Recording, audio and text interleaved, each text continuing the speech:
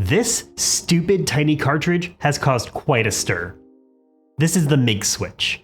It's spurred debate about legality and even the legitimacy of this kind of product, but also a ton of questions. Will I get banned? Can I download games off the internet for this thing? What if I don't have a modded Switch? Is this thing even real? Is it a scam? Will it steal my social security number? Does it actually work? Will it break my Switch? Will my cartridge slot stop working? Where can I buy one?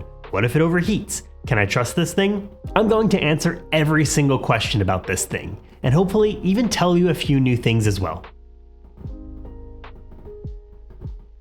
Let's quickly talk about the actual MIG Switch cartridge.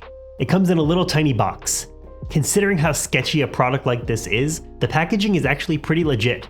Just tear open the tabs and we've got our MIG Switch cartridge. I wonder how it tastes. I'll taste it later, maybe. The back of the cartridge looks very standard, but on the front, we've got the MIG Switch label and this little indent. The indent is where we can put our micro SD card. The build quality of the MIG Switch cartridge actually feels pretty good. The cartridge shell feels like similar quality to a real one. Even the label on the cartridge is pretty high quality too. Okay, so we've got a flash card. Now what? MIG Switch was supposed to release a device that lets you convert your physical games to digital ones through another product called the MIG Dumper. It exists and a very few number of people actually have it, but it's pretty much the key to making the MIG Switch usable pretty much at all, at least the way it was intended. If you're like me though and don't have the MIG Dumper, then ironically your only option is to get your hands on a hacked Switch, which kind of negates this whole thing, doesn't it? Luckily, after a several hour stream fumbling through it all on Twitch, I have a hacked Switch. After we finally have a hacked Switch, we can take our cartridge and dump the game. Dumping a game gets us not only the actual game files, but also other files that represent digital certificates for the cartridge. These files are unique identifiers and aren't the same even if you were to dump an exact same Switch cartridge. I actually tried really hard to get the exact same games from GameStop, but every cartridge I kept buying turned out to be different revisions of the game, so the cartridges couldn't match. So I'm gonna have to trust the internet on this one, and I guess you will too. These certificate files, at least to my understanding, are used to talk to Nintendo's servers to let them know your game cartridge is currently active and presumably which account it's tied to, at least for now. After we dump our games on the hacked Switch, we have to get them off that Switch and onto a different microSD card that has the MIG Switch cartridge's firmware. You need to follow a pretty specific pattern when you move the dumped games onto the MIG Switch. You need to take the full name of the game and create a folder with an XCI extension. Then you can drag all of the files, including the XCI folder, into the new folder that you just created. If the game is smaller than 4 GB, it will actually create an XCI file instead of a folder. That's fine too. Another thing we have to do before we get the MIG Switch working is actually get the firmware installed. You just go to MIG Switch's website, download the latest version, place that on the root of the microSD card, put it into a Switch, wait for the blue light to turn off, and we're good. Now we can game. The MIG Switch doesn't work like other flash cards that we've seen.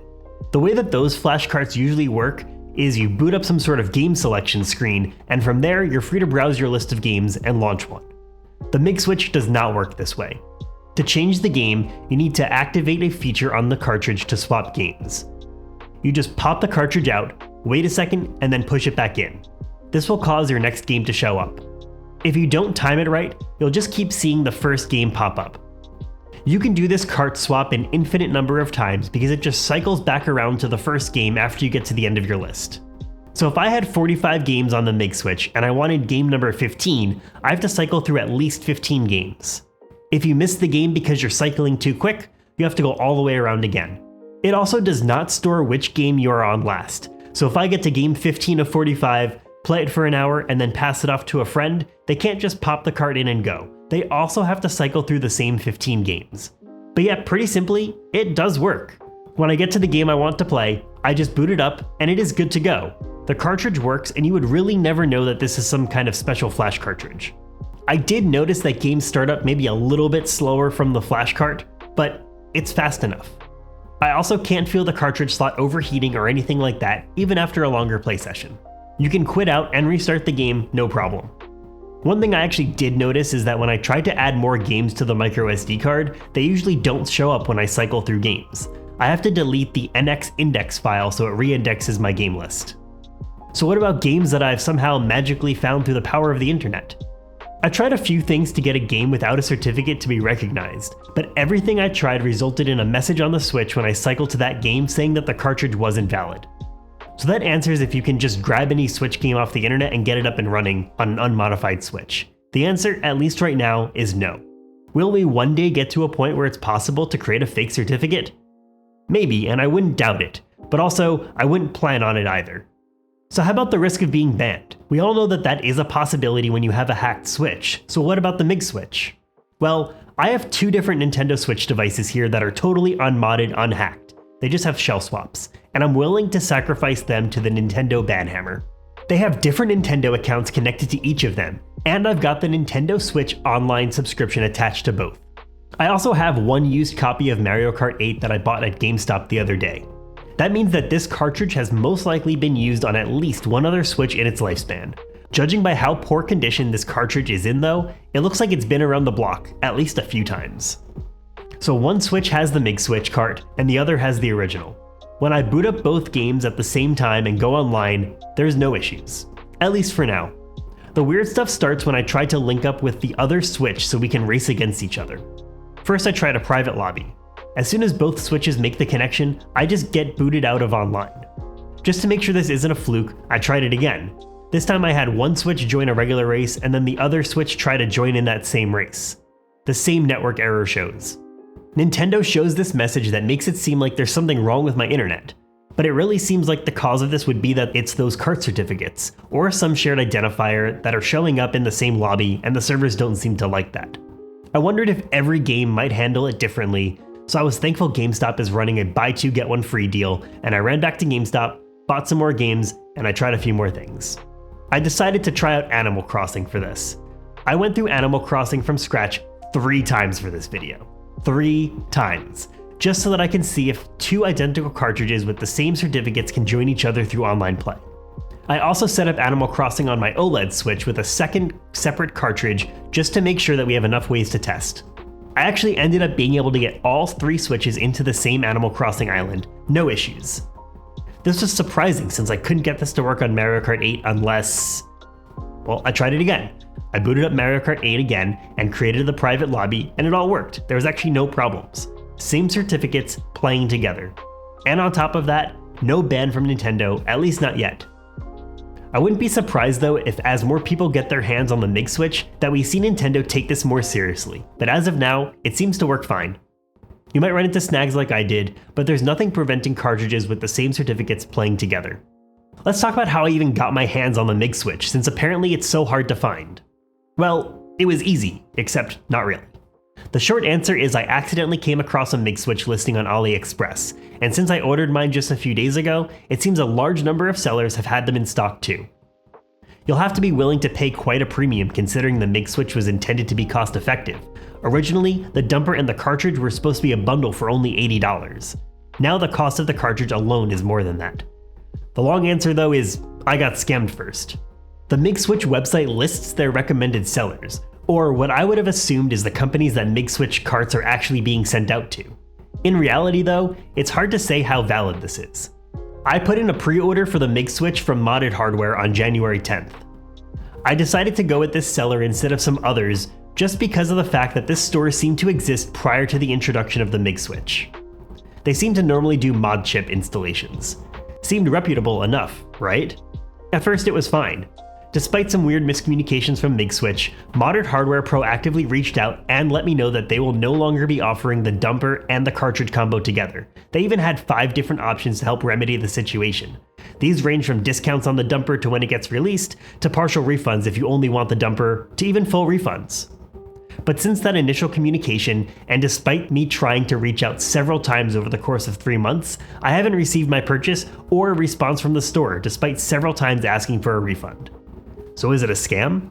Well, at the very least, I can't in good faith recommend Modded Hardware, and I can't speak to any of the other listings on the MIG Switch website either.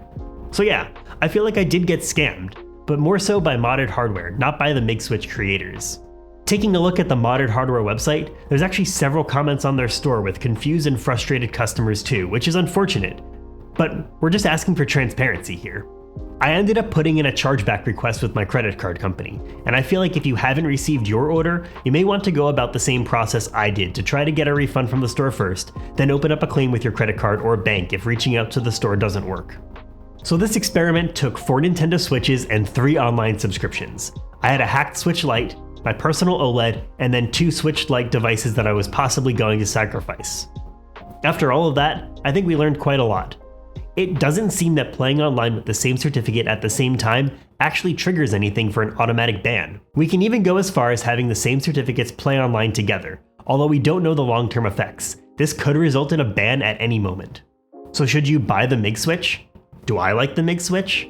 I think at least at the current time, where the cart is becoming more easily accessible but we don't have the dumper, it's hard to justify that purchase. You need the dumper, which is apparently just not available. Instead, right now you need a hacked Switch or a friend with a hacked Switch. Sure, you can grab one off AliExpress for literally cheaper than a Switch Lite in a Target, and it comes halfway ready to go, but if you're going that far, you don't need the MIG Switch anyway. If the dumper is more readily available, I think it's actually an easy thing to recommend purely out of convenience. My personal situation is that I'm a fully digital Switch library, except for cases where I'm not. So that means I really only have a handful of physical games. Some are because I got the game early, some are because the game got delisted. I'm looking at you, Super Mario 3D All-Stars. But either way, the Switch makes my goal of having an all-digital Switch back to being basically all digital. Being able to carry around multiple games on a single cartridge is kind of the dream. I do have a slight concern about the repercussions of flash carts becoming so highly available that you can just buy one off Amazon one day, but the fact that they aren't readily available means it's safe to go into any store and buy a used Switch game.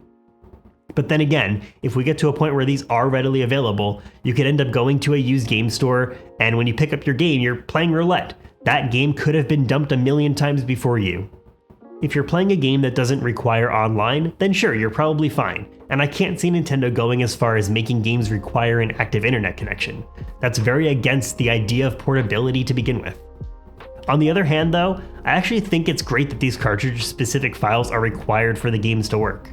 It means that you have to have had the cartridge, and unless someone is willing to share all of those certificates online with you, you won't easily get your hands on them. The MIG Switch might seem like the perfect piracy device, but it actually isn't. It's an option to bring your personally owned physical games around with you on a single cartridge, and that use case alone will probably attract a decent audience. I also wanted to mention that MIG Switch won't be the only flash card on the market. Soon, it seems that we're going to have another one called Switch Unlock, and even though it's not available yet, they're claiming it will retail for just $40. It's an interesting time for the Switch, and I'm very curious what these flash carts will mean for the next generation of Nintendo devices. What do you think of the MIG Switch? Are you waiting for yours? Have you gotten yours if you pre-ordered it? Are you waiting for the dumper device? Are you just staying away from this thing altogether? Let me know your thoughts down in the comments. I'm on Twitch doing unboxings, game testings, and apparently hacking Switches at least twice a week. I've got YouTube videos coming out regularly, so make sure you subscribe. We're gonna see if it tastes bad.